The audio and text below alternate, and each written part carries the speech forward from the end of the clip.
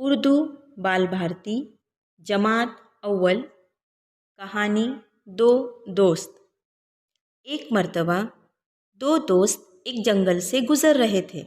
इन्हें सामने से एक रीछ आता हुआ दिखाई दिया।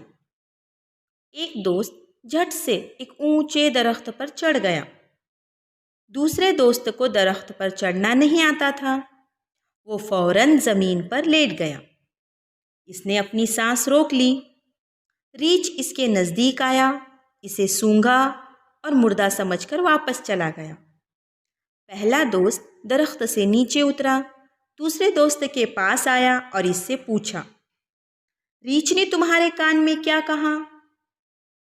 दूसरे दोस्त ने जवाब दिया, रीछ ने मुझसे कहा कि मुसीबत के वक्त दोस्त को अकेला छोड़ दे, वो सच्चा दोस्त नहीं होता।